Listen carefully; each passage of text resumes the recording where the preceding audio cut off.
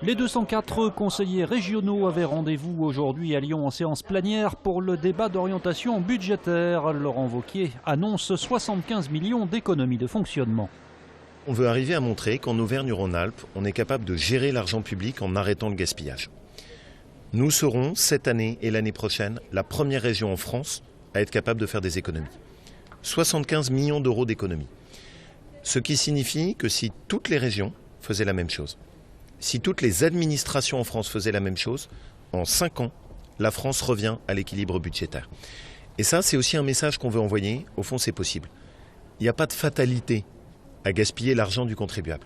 D'abord, les mesures d'économie dont se targue Laurent Wauquiez dans le rapport d'accompagnement, une bonne partie, c'est totalement du pipeau. Je donne un exemple. Il explique qu'il a fait des économies parce qu'au lieu d'avoir 29 vice-présidents, 14 en Auvergne et 15 au Rhône-Alpes, il n'y en a plus que 15.